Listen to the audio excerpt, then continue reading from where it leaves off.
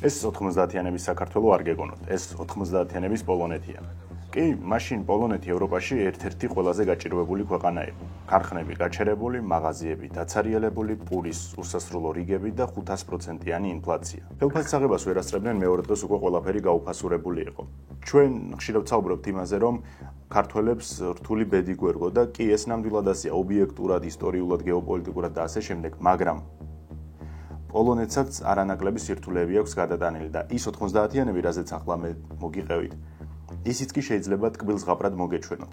პოლონეთი არაერთხელ წაშლილა რუკიდან, ამ სიტყვის პირდაპირი გაგებით. 123 წელი საერთოდ არ არსებობდა როგორც დამოუკიდებელი სახელმწიფო.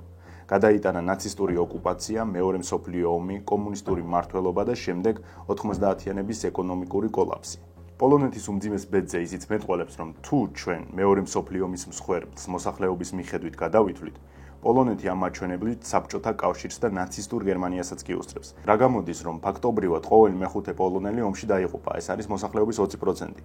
ერთი შეხედვით ასეთი მძიმე კატასტროფული დარტყმის შემდეგ ქვეყანა ფეხზე ვეღარც უნდა წამოდგეს. ამის მერე უკვე იყო საბჭოთა კავშირის გავლენიდან გათავისუფლება და სასტიკი 90-იანები. წარმოიდგინეთ, იმ პერიოდში უღატაკესი, კორუმპირებული და გაძარცული უკრაინის ეკონომიკაც კი უფრო დიდი იყო ვიდრე პოლონეთის. მაგრამ რა ხდება დღეს?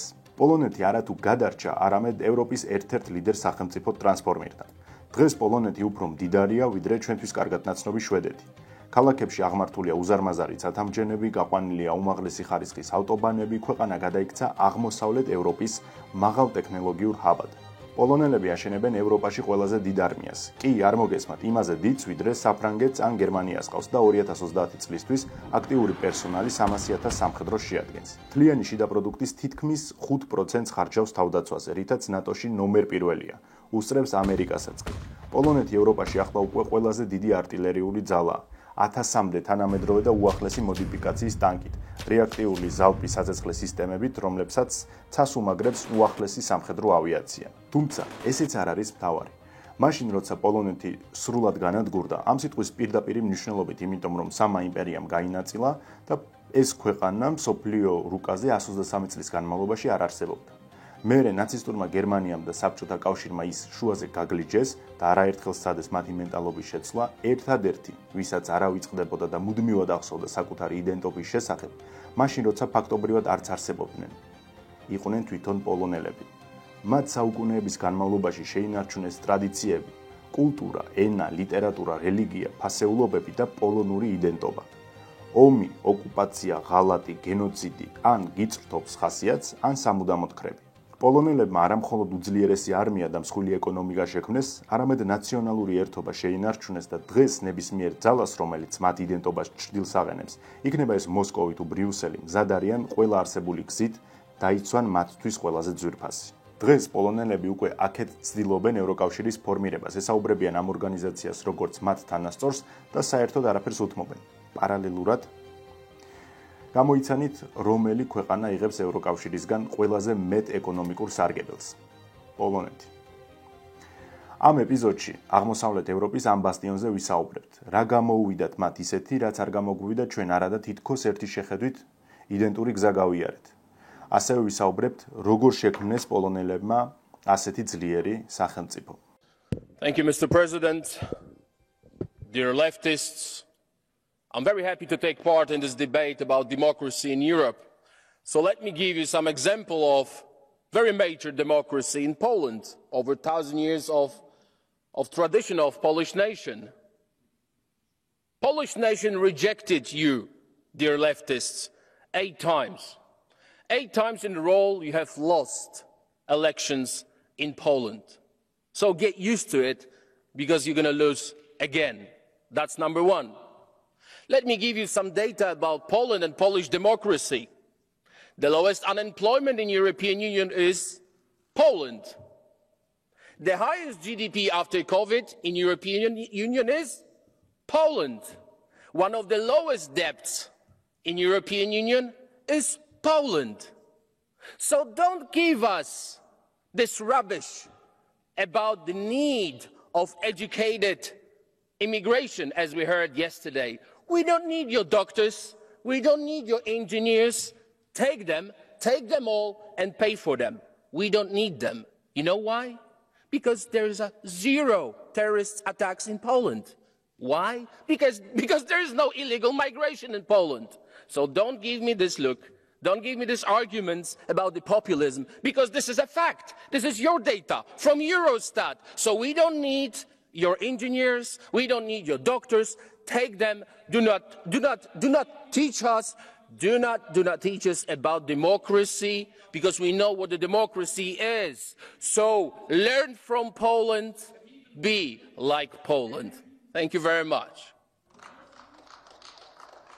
სანამ ვიდეოს გავაგრძელებთ, შეგახსენებთ Brain Optimizer-ის შესახებ, რომელიც არის კეტოგენჯის ერთ-ერთი საუკეთესო პროდუქტი.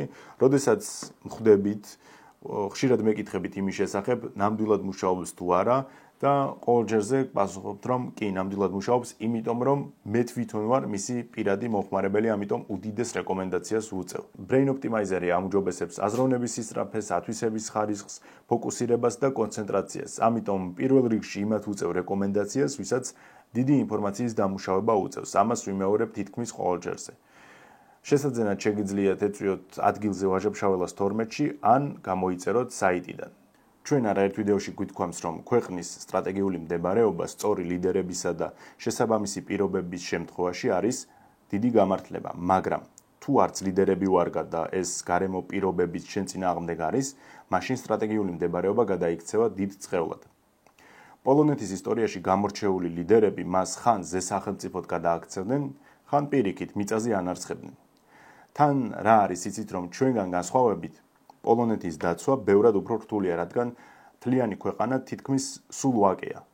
მტრისთვის ბუნებრივი ბარიერები არ არსებობს. ანუ ნებისმიერ ეპოქაში პოლონეთის დაცვა იყო ურთულესი. იყო პერიოდი, როცა მათ ფლაგმანი სახელმწიფო შექმნეს და თითქმის ჩვენ შავ ზღვაზე დაგვიმეზობდნენ. კი, პოლონეთი მაშინ ლიტვასთან თანამეგობრობის ფარგლებში ევროპის ერთ-ერთი უზარმაზარი სახელმწიფო იყო, რომელიც რეჩპოსპოლიტას სახელით არის ცნობილი. რეჩპოსპოლიტას საზღვრებში შედიოდა არა მხოლოდ დღევანდელი ლიეტუვა და პოლონეთი, არამედ ბელარუსის, რუსეთისა და უკრაინის საკმაოდ დიდი ტერიტორიები. თუმცა იმ პერიოდში ტერიტორიებით ვის გააგვირებ? იმიტომ რომ არსებობდა ოსმალეთის იმპერია, შვედეთის სამეფო, რუსეთის იმპერიას ეყრებოდა საფუძველი, საფრანგეთი ძლიერდებოდა და ასე შემდეგ.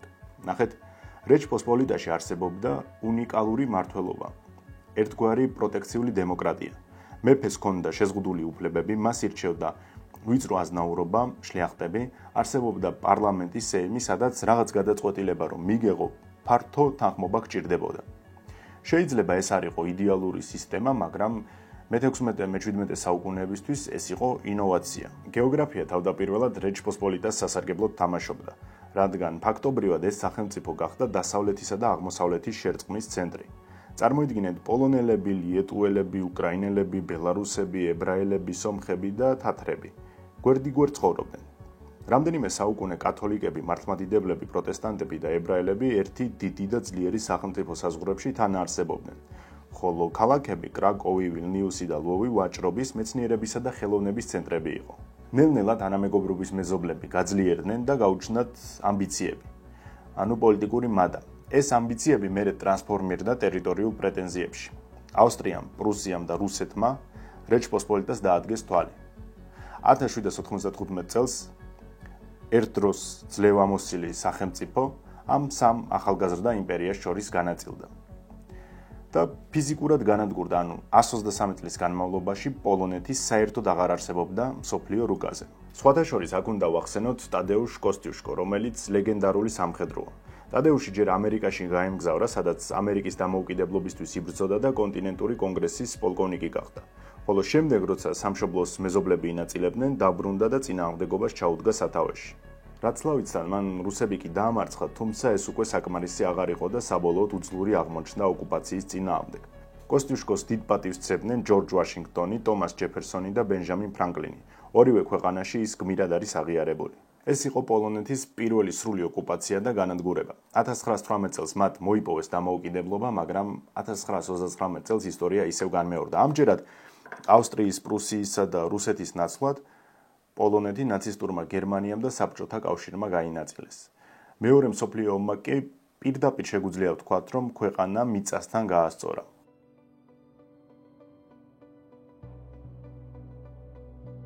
1945 წლისთვის ვარშავას შენობების 85% სრულად იყო განადგურებული. შედარებისთვის დღეს ღაზას 70%-ია განადგურებული და გამოიყურება ასე. ამიტომ 45 წლის ვარშავა კიდევ უფრო დაქცეული იყო. უკვე მეორედ პოლონეთის ტერიტორია იქცა უძლიერესი სახელმწიფოების ბრძოლის ველად და ეს ხატოვანი ნათქვამი არ არის. როგორც უკვე ზემოთ გითხარით, ქვეყნების მოსახლეობისა და მსხვერპლის პროპორციული შედარებით პოლონეთი არის აშკარა ლიდერი. 34 მილიონი ადამიანი ცხოვრობდა 1939 წლისთვის და 1945 წლისთვის დაიღუპა 6 მილიონამდე პოლონელი. ზოგადად ჩვენს გონებას ასეთი რიცხვების გააზრება უჭირს. სადმე რომ გავიგებთ, რომ 30 ადამიანი დაიღუპა ტრაგიკულ ვითარებაში, ჩვენთვის ეს უფრო არის უგრძნობიარე, ვიდრე ის, რომ გავიაზროთ 1 მილიონის მასშტაბი. ეს უკვე რაღაც სტატისტიკაში უფრო გადის ხოლმე, როდესაც საუბარი არის მილიონობით მსხვერპლზე. არა და ერთი წამით რომ დავფიქრდეთ 6 მილიონი, ხო? ეს არის საქართველოსა და სომხეთის მოსახლეობის დაახლოებითი ჯამი. როგორც ჩანს, ესეც კი არ იყო საკმარისი და სტალინის დავალებით პოლონეთს სამუდამოდ შეუცვალეს საზღვრები. დაახლოებით 180,000 კვადრატული კილომეტრი ჩამოეჭრა ქვეყანას აღმოსავლეთით, მათ შორის იყო ლვოვი და ვილნიუსი. თუმცა ისიც უნდა დავამატოთ, რომ სანაცვლოდ დასავლეთით გაფართოვდა. მან მიიღო სილეზიის, პომერანიისა და აღმოსავლეთ პრუსიის სამხრეთი ნაწილები. ანუ ფაქტობრივად რა გამოდის, რომ ქვეყანა აიღეს ფიზიკურად თავის ბუნებრივი საზღვრებიდან და გადაწიეს უფრო დასავლეთით. ახლა მოდით გადავიდეთ შედარებით უფრო გვიან ეპოქაზე. შემდეგი 45 წელიწადი პოლონეთი იყო საბჭოთა კავშირის სატელიტი სახელმწიფო და ის შიდა დამოუკიდებელ პოლიტიკას ვერ აწარმოებდა. ეს დაყოფა, მასობრივი დახვრეტები და ცივი ომის პერიოდში ნახევრად სუვერენულ სტატუსზე გადასვლა თანამედროვე პოლონეთის მენტალიტეტში უზარმაზარ ფაქტორად გვევლინება. მეცაც გეტყვით. პოლონეთმა ვერც მარშალის გეგმით ისარგებლა და ვერც იმ რეპარაციებით, რაც გერმანიამ გადაიხადა, იმიტომ რომ ძირითადი ნაწილი კავშირმა წაიღო. მოსწონდათ თუ არა პოლონელებს კომუნისტური მთავრობა. რა თქმა უნდა, რომ არ მოსწონდათ და სიმართლე რომ თქვათ, კომუნისტები პოლონეთში დიდი პოპულარობით ვერც ვერასდროს სარგებლობდნენ, მაგრამ მოსახლეობა იმდენად იყო გადაღლილი ამ ომებით, რეპრესიებით და ტანჯვით, რომ უბრალოდ არ ჰქონდათ არც აჯანყების სურვილი და არც რესურსები. ხო არის რაღაც პერიოდი, როცა უბრალოდ ადამიანი გადაიწვება, გადაღლილი არის, არაფრის გაპროტესტების სურვილი აღარ აქვს, ზუსტად ასე იყვნენ პოლონელებიც. მეორენაირად რომ დავსვათ კითხვა, გააკეთეს თუ არა კომუნისტებმა სასარგებლო პოლონეთისთვის? კი, გააკეთეს, იმიტომ რომ ასია თუ ისია, პოლონეთი ხელახლა მათ ხელში აშენდა. უпростоრედ ეს მშენებლობის პროცესი დაიწყო მათ ხელში. ასევე ისიც უნდა დავამატოთ, რომ განათლების სერიოზული რეფორმები ჩატარდა და ზოგადმა დონემ აიწია. სამსახურები გაჩნდა ქვეყანაში, საცხოვრებელი სახლების დარიგება დაიწყო მთავრობამ და უნდა ითქვას, რომ რეჟიმს კი თავის ბენეფიტები ჰქონდა. მაგრამ ეს ყველაფერი საკმარისი არ იყო. მეტიც დამაკმაყოფილებლის ზღვარს თუ აღწევდა. პოლონეთი რჩებოდა ჩამორჩენილ გაჭირვებულ სატელიტად. როგორც კი ეს მინიმალური მოთხოვნილებები დაკმაყოფილდა, მოსახლეობაში მაშინვე გაჩნდა რწმენა და ამბიციები, რომ კი მათაც შეუძლიათ უფრო უკეთესადაც ცხოვრება. იმიტომ რომ ხედავენ ისინი მათ მეზობლებს, სადაც გაცილებით მაღალი ცხოვრების სტანდარტია, ხედავენ დასავლეთში როგორ ვითარდება ქვეყნები და საზოგადოება, შესაბამისად მათაც გაუჩნდათ ეს პროტესტი შინაგანი, რომ იმსახურებენ უკეთეს ცხოვრებას. თან სიტუაციას ამძიმებდა ის, რომ ეკონომიკური პრობლემები ვერ გვარდებოდა, მაგალითად ფასები იყო მუდმივად მზარდი. ვინ გადის ასეთ პროტესტებზე, ხო? როგორც წესი, საშუალო ფენის წარმომადგენლები, მასწავლებლები, ვეტერანები, აგრარული სფერო, ქარხნების მუშები და ასე შემდეგ. ისინი თხოვდნენ სამუშაო პირობების და ცხოვრების დონის გაუმჯობესებას. ამიტომ საჭირო იყო ვიღაცას ამ მილიონობით გამომცვლელის უფლებები დაეცვა. ეს ადამიანი კი გახდა ლეხ ვალენსა, რომელმაც აღმოსავლეთ ევროპაში პირველი თავისუფალი პროფკავშირული გაერთიანება სოლიდარობა შექმნა. მალე ამ ორგანიზაციაში 10 მილიონი პოლონელი გაწევრიანდა. 1988 წელს მორიგი მასშტაბური გაფიცვები დაიწყო და ხელისუფლებას დათმობაზე წასვლა მოუწია. სოლიდარობა ოფიციალურად ლეგალიზებულად გამოაცხადეს. ესეც ერთგვარი პრეცედენტი იყო. კომუნისტურ პარტიასთან ერთად დაიშვა ახალი პოლიტიკური ძალა. აქ საინტერესო რა არის, რეალური მხარდაჭერა კომპარტიასა და სოლიდარობის შორის. ასეთი კანონი ჰქონდათ, რომ სეიმში, ანუ პარლამენტში 65% უნდა ჰქონდათ კომპარტიის წარმომადგენლებს. ეს იყო ფაქტობრივად იძულებითი უპირატესობა. მაგრამ სენატში, სადაც ასეთი შეზღუდვა არ მოქმედებდა, გამოიცანით, როგორ გადანაწილდა ხმები, სადაც სულ 101 ადგილი იყო. 100 ადგილი შეხვდათ სოლიდარობის წევრებს, ერთი კი კომუნისტებს. 1990 წლის საპრეზიდენტო არჩევნებში ლეხ ვალენსამ გაიმარჯვა და პოლონეთის პრეზიდენტი გახდა. პოლიტიკურმა თავისუფლებამ ეკონომიკური თავისუფლება არ მოიტანა. პოლონეთი აღმოსავლეთ ევროპაში პირველი იყო, ვისაც უარი უნდა ეთქვა გეგმარებით ეკონომიკაზე და კაპიტალიზმზე გადასულიყო. ამას ხვდებოდნენ პოლონელი პოლიტიკოსებიც, მაგრამ რა გინდა რომ გააკეთო, თავზევით ძალა არ არის, მოსახლეობა სერიოზულად უჭირს, იყო პერიოდები, როცა წამალსაც კი ვერ შეულობდნენ აფთიაქებში. ყველა მეზობელი პოლონეთის უკეთესად ცხოვრობს, ხდება ადამიანების გადინება დასავლეთში, კი ეხმარება დასავლეთი ჰუმანიტარული დახმარებით, მაგრამ ეს არის სხვაში წვეთი. ინფლაცია რამდენიმე ასეული პროცენტით გაიზარდა. მაღაზიები დაცარიელდა, ხალხი პურის რიგში აღმოჩნდა, სახელმწიფო ვალმა ისეთ მაჩვენებელს მიაღწია, რომ ფიზიკურად ვეღარ იხდიდა ქვეყანა საგარეო ვალს. რაღაც იყო სასწრაფოდ მოსაფიქრებელი, იმიტომ რომ პოლონეთი აღმოჩნდა ისედაც გაჭირვებული აღმოსავლეთ ევროპის ერთ-ერთ ყველაზე ჩამორჩენილ სახელმწიფოდ. მრავალგზის გაღატაკებული და ნაძარცვი უკრაინაც კი მათზე უფრო მდიდარი იყო. და თან ახლა ეს პოლიტიკოსები უყურებენ სიტუაციას და ფიქრობენ, რომ კი მოვიპოვეთ ეს დამოუკიდებლობა, მაგრამ ამ ტემპებით ჩვენ მას ფიზიკურად ვეღარ შევინარჩუნებთ. ყველა ხვდებოდა, რომ სასწრაფოდ საჭირო იყო რეფორმები.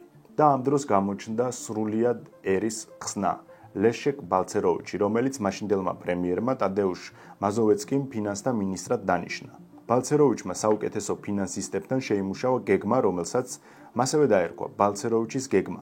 ამას მეორნაირად უწოდებენ შოკურ თერაპიას. თვითონ იდეა საკმაოდ მარტივი იყო, მაქსიმალურად სწრაფად, ხისტად უნდა გადასულიყვნენ კაპიტალისტურ ეკონომიკაზე. ჩვენთან რაც წლობით გაგრძელდა, პოლონეთში ეს შოკური თერაპია რამდენიმე თვეში დასრულდა.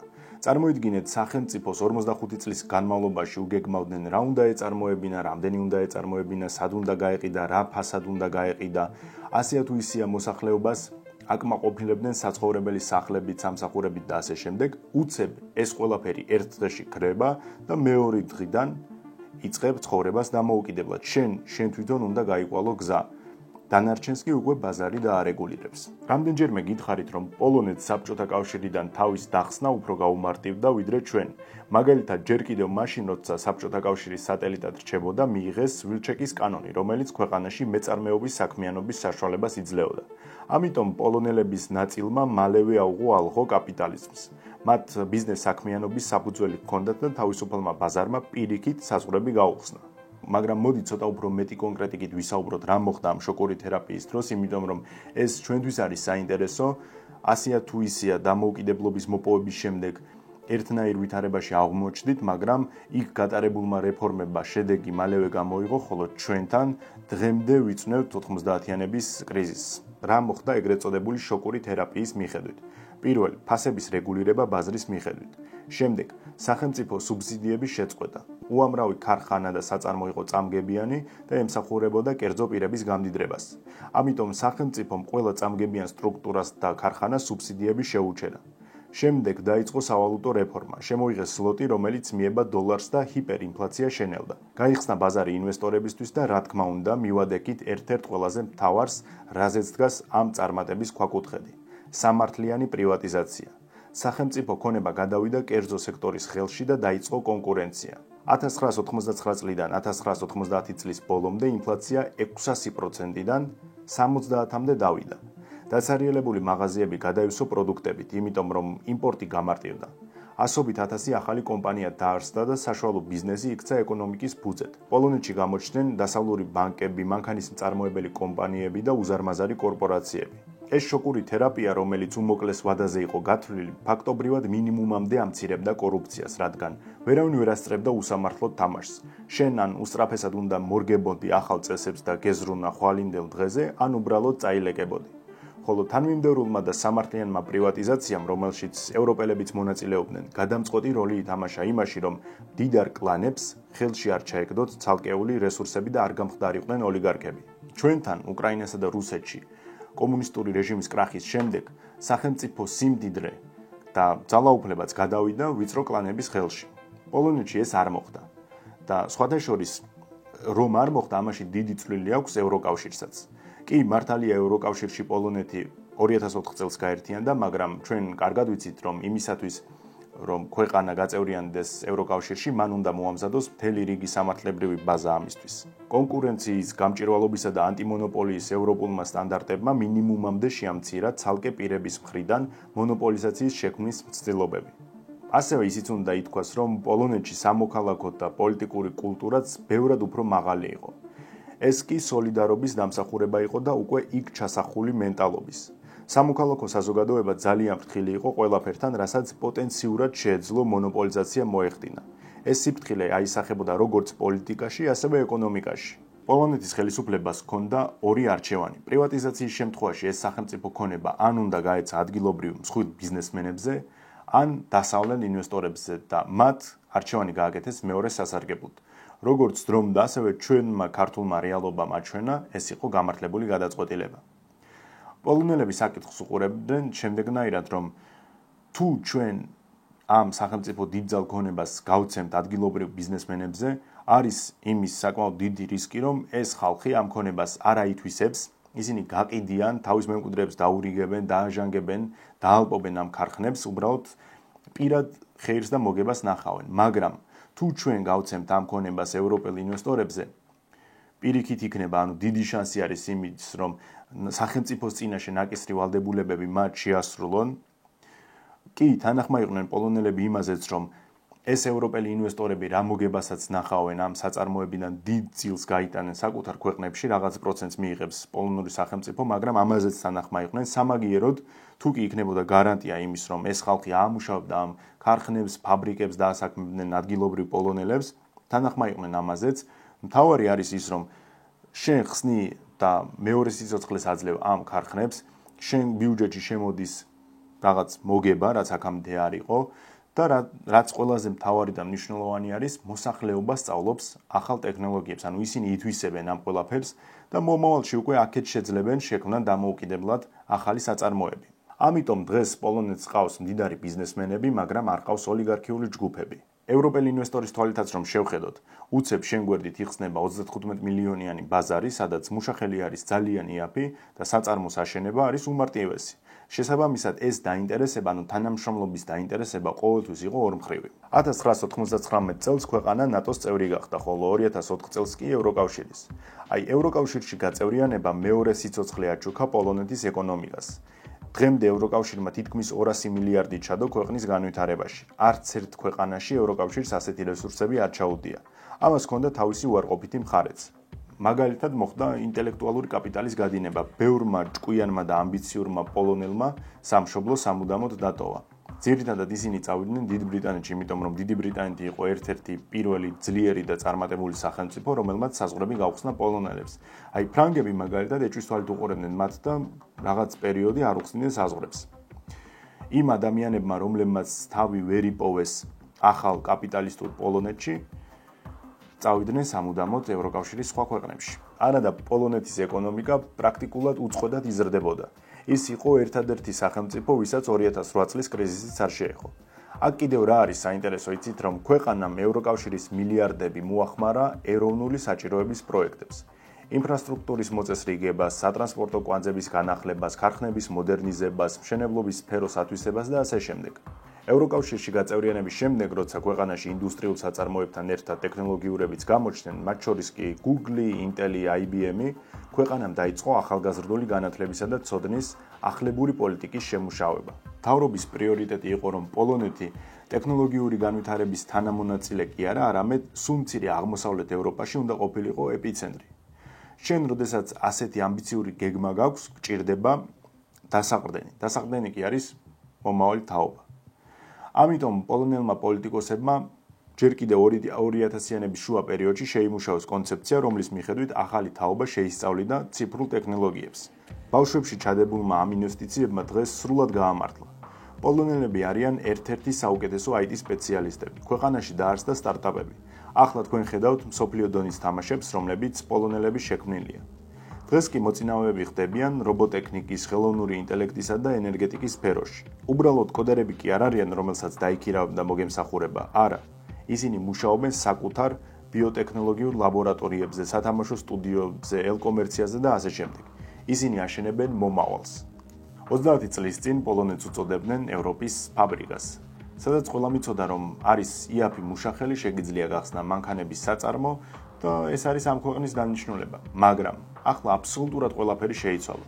პოლონელები არა მხოლოდ აწარმოებენ, არამედ გვევლინებიან გამომგონებლის როლში. პოლონეთი გადაიქცა მაღალ ტექნოლოგიურ ჰაბად. მაგრამ მთავარი კითხვა არის, გაქრა თუ არა პოლონეთის ისტორიული შიშები და საფრთხეები, რომლებიც მეზობელ ძლიერ და ამბიციურ იმპერიალისტურ ქვეყნებს ეხება. თან კი თან არა. ერთი მხრივ გერმანია დღეს პოლონეთის მოკავშირეა, რომელიც მართალია ნაწილობრივ დემილიტარიზებულია, მაგრამ აი რუსეთი კი რეალური საფრთხეა. თითქმის მთელი ისტორიის განმავლობაში პოლონეთი რუსეთისთვის იყო ყოველთვის პატარა, რომელიც დამოუკიდებლად და ასე რომ ვთქვათ, ერთ-ერთზე მას ვერ გაუმკლავდება. ევროატლანტიკური ინტეგრაცია ბუნებრივია ამ უსაფრთხოების განმტკიცებისთვის წინ გადადგმული დიდი ნაბიჯია, მაგრამ ყოველთვის არსებობს კითხვა. შეასრულებს ნატო მასზე დაკისრებულ ვალდებულებებს და დაიცავს ალიანსის წევრებს? ეს კითხვა ხომ ისედაც ყოველთვის აქტუალური იყო. წარმოიდგინეთ, ალიანსის წამყვანი წევრები არ არიან დარწმუნებული ნატოს ერთიანობაზე. მხოლოდ ქართველი პოლიტიკოსები ამტკიცებენ ხოლმე, რომ კი ნატო არის ხსნა და ნატო გადაგვარჩენს, მაგრამ ასე ერთგვარი პასუხი სინამდვილეში არ არსებობს. პოლონეთი ამის ყველაზე თვალსაჩინო მაგალითია. მე იმას არ ვამბობ, რომ ნატო არ ამოქმედებს მეხუთე მუხლს, თუ კი ამის საჭიროება დადგება. არა, უბრალოდ მე იმას ვამბობ, რომ ყველა პატივსაცემი სახელმწიფო ცდილობს საკუთარი უსაფრთხოება აიღოს თავის ხელში და არ იყოს კოლექტიური უსაფრთხოების ორგანიზაციების იმედზე. საკუთარი უსაფრთხოება არის პირველ რიგში ის, რაც ჯერ შენ უნდა გეიმედებოდეს და შენ უნდა გჯეროდეს შენი თავდაცვის ძალების. 2014 წლის შემდეგ პოლონეთმაც ავტონომიურად მოქმედების კურსი აირჩია. მას შემდეგ, რაც რუსეთმა ყირიმისა და დონბასის ნაწილის ოკუპაცია შეძლო, პოლონეთმა არმიის გაძლიერება დაიწყო და ასეა თუ ისეა დღეს რუსეთის შეკავების დამოუკიდებელ მოთამაშედ გვევლინება. პოლონეთი და პოლონელები არ ცხოვრობენ ილუზიებში. ისინი აცნობიერებენ და პირდაპირ ამბობენ, რომ ადრე თუ გვიან შეიძლება მოგვიწიოს რუსეთთან პირდაპირი დაჯახება. სხვადასხვა ამის შესახებ პირველად პოლონეთის პრეზიდენტმა ლეხ კაჩინსკიმ ხმამაღლა თბილისში თქვა. დღეს საქართველო, ხვალ უკრაინა, ზეგ ბალტიის ქვეყნები და მოგვიანებით შეიძლება ჩემი ქვეყნის ჭერიც დადგეს, განაცხადა მან. მართალიც არის, ისტორიული შიშები არ აძლევთ მოდუნების საშუალებას. მათ იციან, რომ რუსეთი არის ისტორიული მტერი, მთელი თაობები გაზარდეს ამ შეგონებით. ამიტომ იქ რუსეთიდან მომავალ საფრთხეს ყველა სერიოზულად ეკიდება. 2024 წელს პოლონეთის სამხედრო ბიუჯეტი რეკორდულ 30 მილიარდამდე გაიზარდა. ქვეყანა თავის მთლიანი შიდა პროდუქტის 4%-ზე მეტ ხარჯავს, რაც ყველაზე მეტია ნატოს წევრებს შორის. 2030 წლამდე 300,000 აქტიური სამხედრო პერსონალი ეყოლება და ევროპაში ეს ყველაზე დიდი არმია იქნება. მათ შეიძინეს 1000 სამხრეთკორეული პანტერები, ყავთ ასეულობით ამერიკული აბრამსები, თან საუბარია უახლეს მოდიფიკაციებზე. აქვთ ჰაიმარსები, კაცხრები, თანამედროვე ჰაერსაწინააღმდეგოები, მეხუთე თაობის გამანადგურებლები და ასე შემდეგ. საკითხს უყურებენ ასე, რომ კი ვართ ჩვენ ნატოს წევრები, მაგრამ აგერ რუსეთ-უკრაინის ომმა გვაჩვენა, რომ ალიანსის წევრები შეიძლება არ იყვნენ ერთ აზრზე და ერთ აზრზეც რომ იყვნენ, დახმარება დროში ძალიან გაიწელება. შესაბამისად, ჩვენ უნდა შეგვეძლოს მტერი მოვიგერიოთ ჩვენი ძალებით. ისინი არაცხოვრებენ მოსახლეობას ილუზიებში და არ ეუბნებიან, რომ თუ კი ეს ომი დაიწყება, იზმორჩება მალე, დავებრუნებთ ისტორიულ მიწებსაც და ასე შემდეგ. არა, ეუბნებიან, რომ ეს ომი თუ კი მოხდება, შეიძლება 10 წელიც კი ვიომოთ. ამიტომ მორალურად და ფსიქოლოგიურად ჩვენ მზად უნდა ვიყოთ და იმაზე კი არ ვიფიქროთ, რომ აგერ ისტორიულ მიწებს დავიბრუნებთ 1 წელიწადში და 2 წელიწადში და გავალთ იმ საზღვრებამდე, რაც ადრე იყო ჩვენი. არა, უნდა ვიომოთ აქ და ახლა და დანარჩენს უკვე გვაჩვენებს დრო. პოლონურ პოლიტიკურ ელიტას წამს ისტორიის. ისინი ფიქრობენ, არასდროს არ უნდა ვიყოთ დაუცველები. ეს ფული შეიძლება მოვაკლოთ მოსახლეობის კომფორტს, მაგრამ არა ჯარს, არა დაზვერვას და არა ახალ ტექნოლოგიებს. სხვადასხვა უნდა ვისაუბროთ მეორე მხარეზეც. მე გითხარით, რომ პოლონელებს სუვერენიტეტი ყავთ აყვანილი რაღაც ფანატიკურ წმინდა დონეზე. ისინი არავის მისცემენ საშუალებას, რომ მათ შიდა საქმეებში ჩაერიოს. ახლა ეს დაპირისპირება გადასული არის ვარშავასა და ევროკავშირის შორის.